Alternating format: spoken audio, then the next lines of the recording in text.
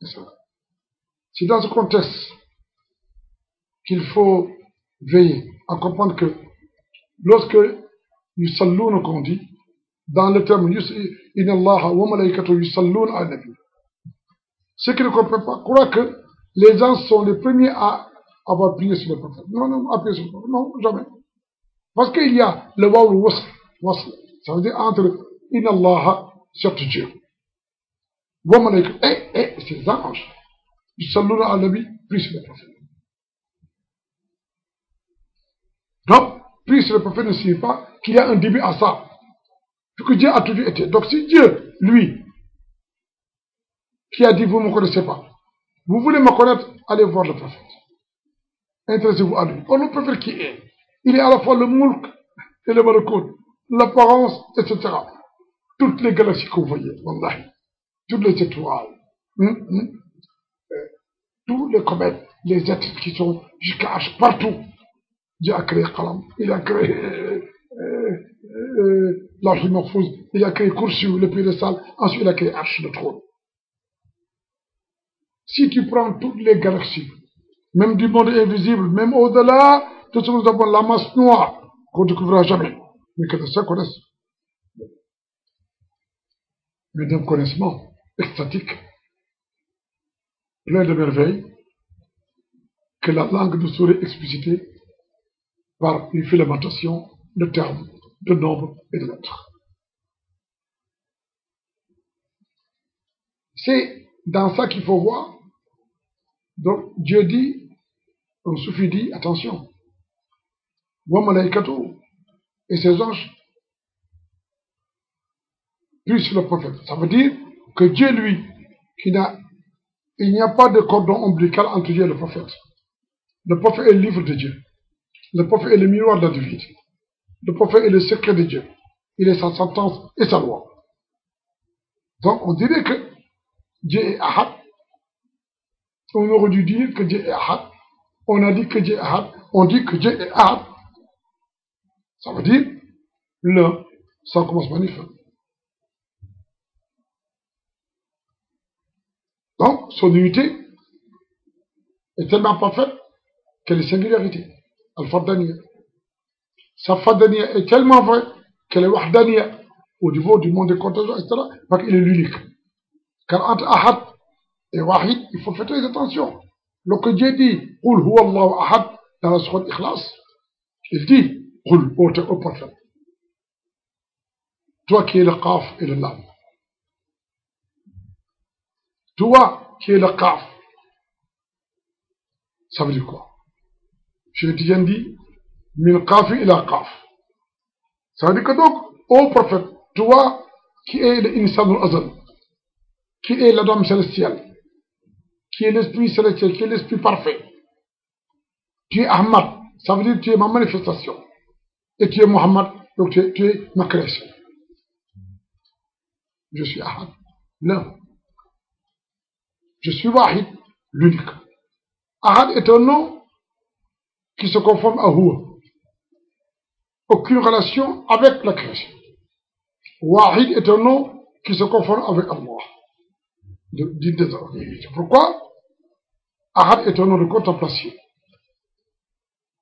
Pour les mourades qui sont arrivés au sommet, sans sommet. Et Wahid est un nom d'adoration. Donc, on peut dire que Ahad, c'est la gnose totalisante, parfaite. Tandis que Wahid, c'est la connaissance vraie dans laquelle on peut s'ébrouiller ce connaissance par un océan sans fond, mais qui a plusieurs niveaux. Car celui qui entre dans l'océan, et celui qui y nage, et celui qui plonge dans son profondis, je pense que là, il y a beaucoup de réalités très distinctes qu'il faut mettre comme combat. Et le prophète dit, Dieu est Ahad, et je suis Ahad. À la condition expresse que vous compreniez une chose. Il est celui qu'il est et que je suis celui que je suis. Alors là, les Wahhabites, ces apôtres de reliques, comme on dit, les 15 inquisiteurs, les raisonnables, qui croient qu'il faut aller au ciel en empruntant des ascenseurs, ou bien des avions supersoniques, etc., ou même des fusées. Oui, quoi, il faut donc une corde très bien effilée, n'est-ce pas, pour aller au ciel. Mais le prophète, qu'est-ce qu'il veut dire par là? C'est vrai. Dieu est Ahad dans sa pluralité, dans sa durabilité, dans sa singularité totalisante et parfaite. Il est Samad, l'absolu. Le prophète, lui, il est Ahmad, ça veut dire la manifestation d'Ahad. La manifestation de l'un, qui est Dieu subhanahu wa ta'ala. Parce que l'un, c'est Dieu, inaccessible. Mais, si l'on dit du prophète qu'il est Ahad, ça veut dire il est l'unité créatoriale. Dieu, lui, n'a pas d'ombre. Dieu n'a pas de copain. Il n'engendre pas, il n'a pas été engendré. N'a de place aux chrétiens et aux juifs, etc. Et même aux idolâtres. Un Dieu qui dit à Dieu, tu hi pitahi, tu hi mata, tu es mon père, tu es ma mère. Donc ça dit, c'est ridicule.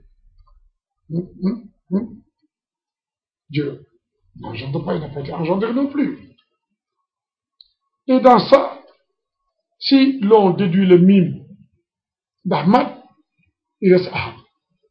Mais comment le prophète peut être Ahad face à Ahad? Parce que la Ahadiyya de Dieu implique que Dieu est absolu, inaccessible, inconnaissable. Il n'est pas créé. Mais la Ahadiyya du prophète est la manifestation de Ahad. Ça veut dire Dieu a voulu se faire connaître, il a créé le prophète. Cette Ahadiyya signifie que le prophète est l'être unique, parfait.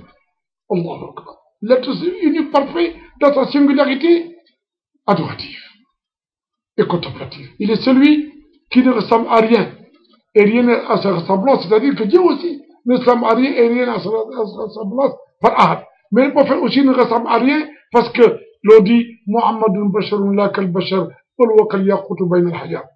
Le prophète, il est par rapport à vous. Toute la création. Regardez la création brute est là, la matière est là. Mais si vous voyez le diamant brillant, la perle qui est incrustée dans la pierre, alors ce diamant qui brille, ce joyeux ce Dieu, c'est Jawharatul Kamal, c'est Jawharatul Haqq, bil Haqq, c'est Jawharatul Hamdi, cette pierre, c'est ça le prophète. Donc, un autre saint dit, Allahumma salli ala Sayyidina Muhammad, allazi ma wulida qattu misluhu fi l-wujud, wa la yujadu misluhu fi l-wujud ibadu. Ça veut dire en grosso modo, mon Dieu répond à ta salutation, comme tu as déjà fait, sur le saint prophète, que tu as créé de pour toi, et tu en as fait un être particulier, qui ne ressemble à rien, qu'on ne doit même pas circonscrire dans la panoplie des grandeurs ou des petitesses. Non.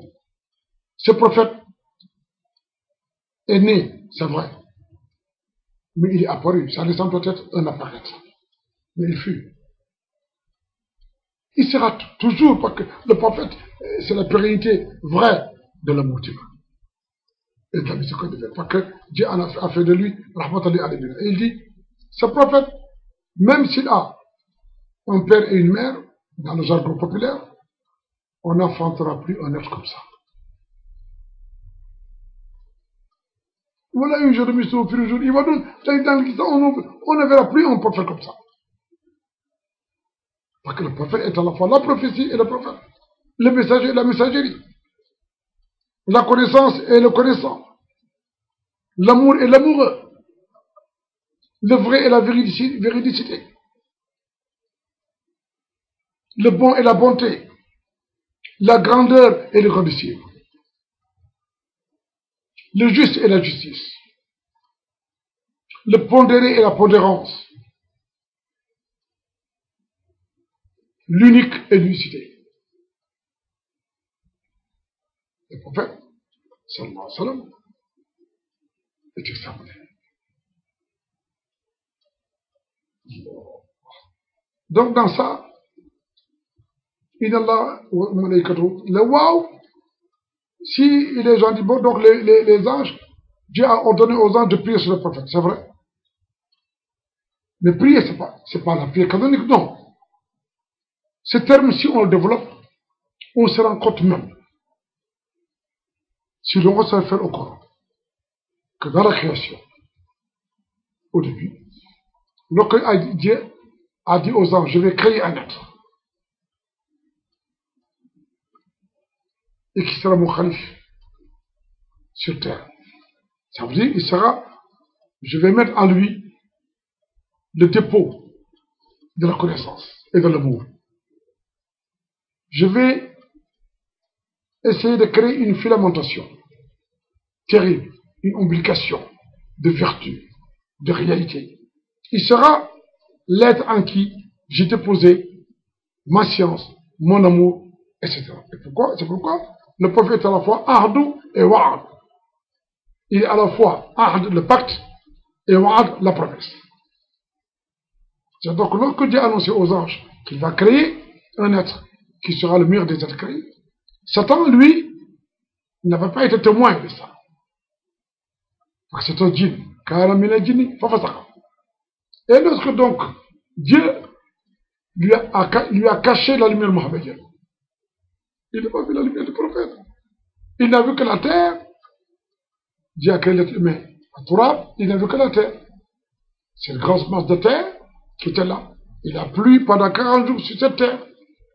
Et Dieu a dit à une partie des anges, c'est une partie des anges, eh bien, faites serment d'allégeance avec le prophète, avec l'être qui est là. Les anges n'avaient pas vu cet être. Parce que Dieu avait occulté l'être adamique dans cette grande masse, n'est-ce pas, de terre. Et on dit que la création, selon Cheikh Abdou Aziz Dabakh, a eu lieu entre le Tigre et le Frat, c'est-à-dire entre l'Iran et l'Irak. Il a plu pendant 40 jours.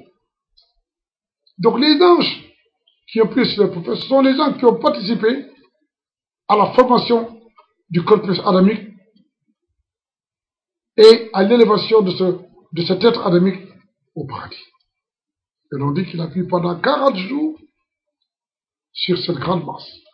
Les gens ne voyaient pas. Et donc, Dieu dit, inspire à Satan, ou fait connaître à Satan, donc il y avait déjà un voile entre lui et Dieu, il fait connaître à Satan la gradation primordiale de cet être.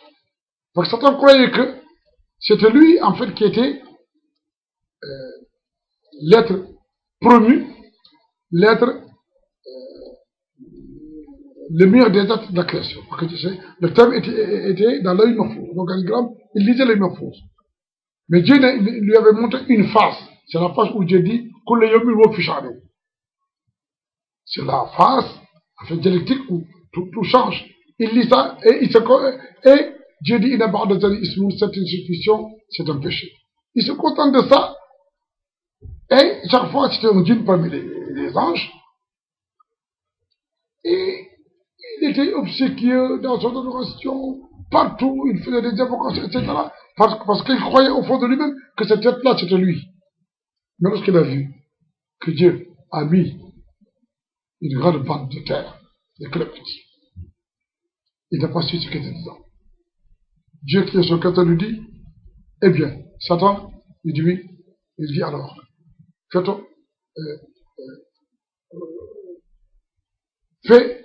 prends, il faut t'assimiler à ce sable, à cette montagne. Reconnais qu'il vaut mieux que toi. Satan, l'orgueil, ça veut dire que donc, l'hypocrisie, le mensonge, la méchanceté, la perdition, sont les linéaments en fait, de l'orgueil, al-kibria. Et Satan dit, mais moi je vais me posséder, je vais reconnaître que cet être vaut mieux que moi. Satan aurait pu dire pour échapper à la malédiction divine, mon Dieu, comment vais-je prier sur lui? Les anges qui avaient été informés par la sainteté mohammedienne, typifiée par ces chers, ça c'est une haute dimension, ont prié sur le prophète. D'aucuns disent qu'ils ont même récité la Salatul Fatih. D'aucuns disent même qu'ils ont récité la Salatul Fatih dans l'éternité. Toute leur action etc., n'est-ce pas, ont été actualisés dans l'être adamique, dont les cristallisations ont pénétré ce corps. Alors, les cristallisations lumineuses. Et bon, il a refusé. Il a dit, moi je n'ai pas mon poste devant lui, parce que moi je vaux mieux que lui. Et Dieu lui dit, les anges, mais tu penses que tu vaux mieux que lui? Sur quelle autorité se bats-tu? Il dit, mais parce que moi, tu m'as créé de feu, sans fumée. Les gens disent que si on peut prendre un premier idiot, c'est Satan qui est un véritable idiot. Parce qu'il dit à Dieu, tu m'as créé. Donc celui qui t'a créé te connaît mieux que toi-même. Tu m'as créé de feu. Et dans ça, il y a une autre idiotie, une ignorance qui dit, tu m'as créé de feu, et lui tu l'as créé. Et celui qui est là, moi je ne vois que le sable. Et je vaux mieux que lui. Déjà, il s'arrange en droit qu'il n'a pas. C'est pourquoi, c'est là où il faut faire des attentions pour entrer dans ce tourbillon pharaonique de considération très basse. Hein, les faits à la vérité, les castes, je vaux mieux que tel, je suis un fils de marabout, je vaux mieux que tel, je suis un fils de président, je vaux mieux que tel, j'ai tel diplôme, tel autre n'a pas étudié, je vaux mieux que tel. Ça veut dire toutes les considérations basées sur la naissance, sur la richesse, même sur la connaissance exotérique, n'ont pas de référence chez Dieu. Parce que Satan est informé. Mais il n'a qu'une information superficielle des choses. Il n'a nagé qu'à la surface de l'eau, il n'est pas entré dans le feu. Si on dit la richesse, Haroun, je ne parle pas de Haroun. Haroun est un cousin au prophète Moïse à l'islam. Mais il est maudit, il est en enfer à cause du fait que lui, lorsqu'on lui a dit, mais toi, sur la zakat, aide les pauvres, les orphelins, les vieux, etc. Et rend à Dieu ce qui est à Dieu. Il dit, moi, les biens que j'ai, c'est mon intelligence. C'est mon force, c'est mon bien. On retrouve ça même dans les questions aujourd'hui. Donc d'autres disent, mais oui, mais moi, c'est ma naissance, hein, le fils de Noé. Noé, le prophète Noé, nous dit, écoute, prends garde à toi. La malédiction divine va tomber sur la terre. Et tout sera inondé. Et tu risques d'être noyé. Pour échapper à la malédiction divine, reviens à Dieu. Il dit, oh papa, tu nous as appelés pendant près de 900 ans. Tu es vieux maintenant, oh là là, tu radotes. Tu sais ton Dieu là dont tu parles, moi je ne crois pas. Et pourtant c'est le fils de Noé. Un prophète qui fait partie des Ouli Azmi, parmi les 5 grands prophètes de l'islam. Parce que la religion islamique est unique. Le christianisme, le judaïsme, tout ça c'est l'islam. Non pas dans l'exception qu'ils en font aujourd'hui. Parce que Dieu dit, là nous faisons pas de discrimination entre les prophètes. C'est dans ce cadre-là que l'on dit, Satan a refusé. Dieu dit, tu n'as pas d'autorité. Il dit, tu vaux mieux que lui. Dieu dit, bon, je te chasse. On dit que Satan avait une physionomie très belle. C'est là où Dieu, Al-Yazubila, a fait le sale, il l'a transformé en une personne vile, répugnante. Dieu dit, Karamil al-Jinni, il ne faisait pas des djinns. Il s'est rebellé contre lui-même et contre la vérité. Et pour cela, Dieu l'a chassé de l'air angélique. C'est pas le cas entre parmi les anges. De l'air de la miséricorde divine, pure et vraie. La miséricorde divine est vraie et pure, mais il y a des dimensions. Il a perdu. Il dit, bon, j'ai perdu. Mais pour le fait que j'ai perdu, je vais maintenant faire une chose. Cet être-là, tu dis que je ne l'ai pas encore vu. Je serai son ennemi tout le temps. Et par ta puissance, donne-moi un délai jusqu'au jour de vous. Dieu dit, je t'accorde. Les gens disent qu'ils ne connaissent pas. Ils disent que oui. Il a dit à Dieu, vu que je t'ai adoré, paye-moi. Qu'est-ce que c'est que ça? Tu me donnes un délai jusqu'au jour pour Dieu. Non, Dieu ne l'a pas payé. Donc tout appartient à Dieu. هو الأول والآخر والظاهر والباطن هو بكل شيء عليم. Il dit à Dieu, je te demande, parce que lui, tu as dit qu'il vaut mieux que moi. Donc, autorise-moi à avoir un dernier, si tu veux, tu m'as maudit, je l'accepte. Mais demande un dernier jusqu'au jour dernier. Et je vais te et de par ta force, par ta science, je vais l'aider pour lui. Mais par ta force, c'est pas moi, c'est toi. Et tu vas voir que peu d'entre eux seront reconnaissants. Peu d'entre eux auront la foi. C'est encore pour laquelle on dit que l'arme la plus dangereuse contre Satan, c'est le mot Alhamdulillah, mot Shadi. Et là, la Fatiha intervient. Donc, Alhamdulillah, c'est 148. Quand tu prends toute la Fatiha de la Basmala à Amin, Bismillah, c'est 19 lettres. Alhamdulillah, Amin, c'est 129 correspondant au point de datif. Donc 129 plus 19 égale 148. Qui est Hamim Qaf. Hamim 48, Qaf 100. Et là, donc si vous dites Alhamdulillah une seule fois, vous avez récité la Fatiha, si vous en comprenez le sens.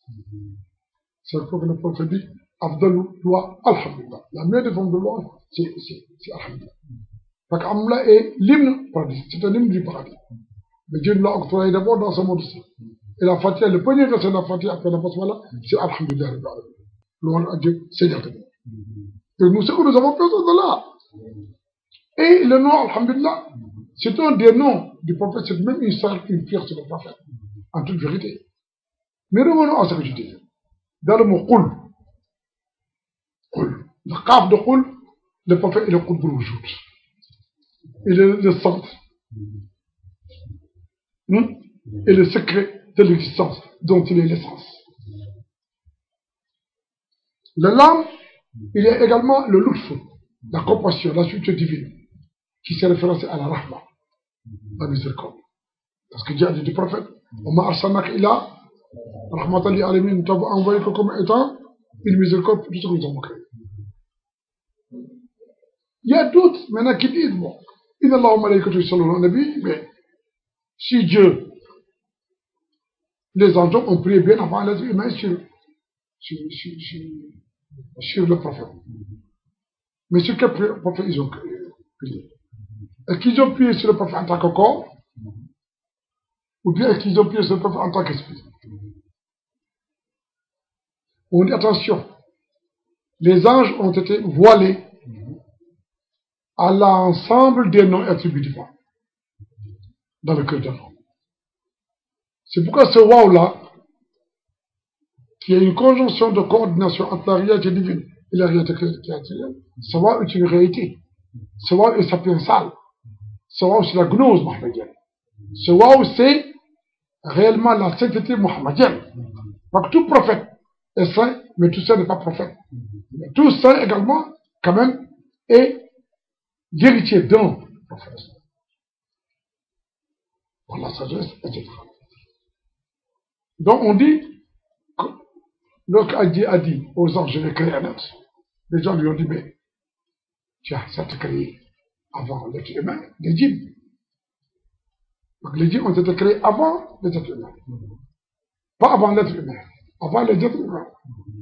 Donc l'être humain global, parfait, c'est le prophète. C'est pour ça. Mais je crois, le premier des prophètes, c'est Adam. Mais Adam, c'est l'un des premiers prophètes. Mais l'être d'Adam et tout ça, vous le savez, c'est le prophète. Tous les prophètes, c'est les prophètes. Mais aucun des prophètes n'est le prophète. Ça, c'est indubitable et discutable. Nous allons vous dire, Inch'Allah. J'ai dit aux anges, écoutez, les gens disent, mais tu vas créer un être. Tu nous as donné beaucoup de connaissances. Tu es le connaissant. Tu es le sage. Tu es le titre. Mais est-ce que, comme tu nous as déjà montré auparavant, tu vas créer un être qui, comme les djinns, ils vont verser le sang, ils vont se mettre sur la terre, etc. Que les djinns habitaient les galaxies, habitaient toute la terre, etc. avant l'être humain.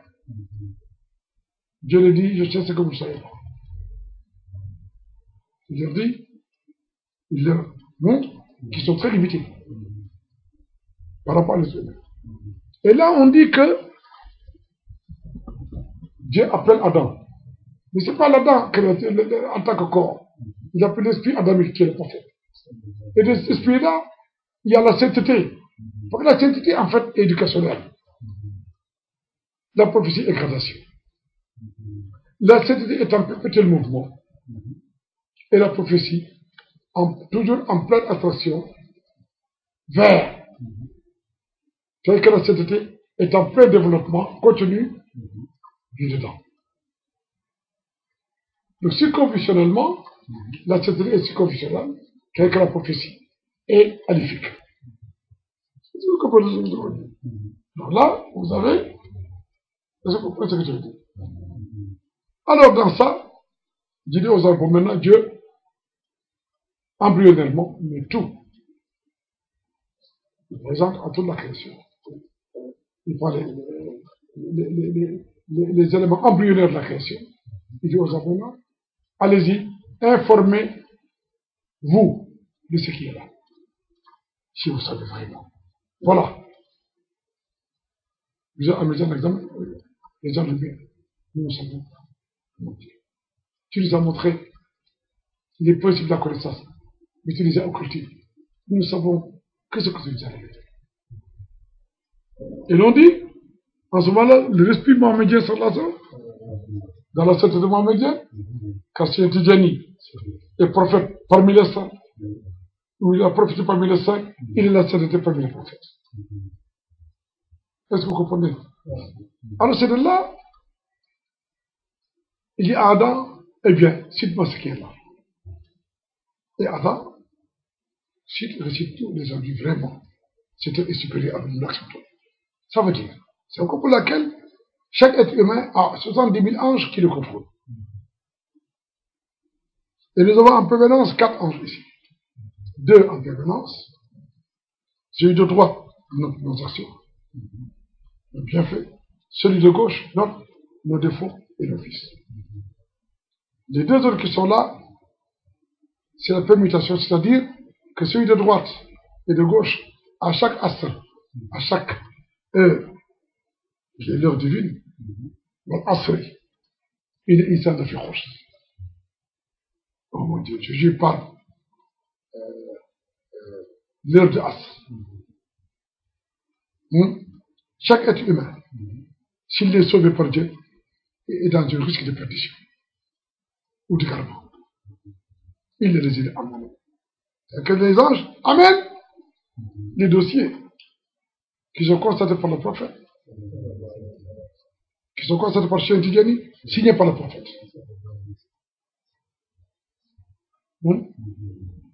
Et Dieu est en lui bizarre sur lui. Il est celui comme il faut le cœur. C'est à cause de ça que donc les anges, c'est waouh. Si vous transcrivez c'est waouh, waouh, vous avez le waouh, l'alif et le waouh dans le prononce. Si vous écrivez les nombres en bas, tu as 6, 1 et 6, ça fait 616. Or, le nombre 616, c'est le point mystique de Salatul Fatih. Donc, les anges connaissent Salatul Fatih. Mais de manière différentielle. Donc, si vous dites Allahumma salli sayyidina Muhammad, c'est le. Tu dis Al-Fatih lima ulik, 2. Wa khatma sabaq, ainsi de suite.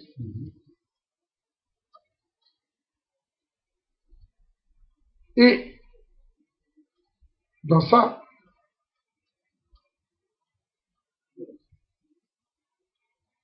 les anges, qu'est-ce qu'ils font?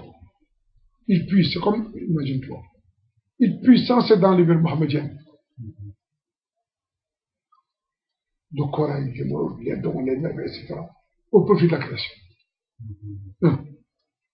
Et ils, comment on dit encore, ils s'irriguent. Vous avez compris? C'est-à-dire ils prennent le essor vers la divinité, vers Dieu, pour obtenir des gradations immenses, toujours en priant sur le Père, c'est-à-dire toujours en, comme l'on dit, quelqu'un qui, le repas des anges, c'est la Sainte Arabie. Ce sont des esprits qui ne mangent pas, qui ne mangent pas. Donc ce qu'on n'a pas, si on parle de métabolisme, ça veut dire que la Sartre, toutes les lumières à ton avis sont en eux. Et eux sont également des êtres qui se forment à partir de la Sartre Nabi. Donc la Sartre Nabi, chaque fois que tu dis Israël en Nabi, il perd sur le prophète. Sous quelque forme que ce soit. Donc une pierre sur le prophète peut être pensée sans être écrite. T'as pas compris? Elle peut être dite sans être écrite. Elle peut être pensée et écrite. Elle peut être dite et écrite.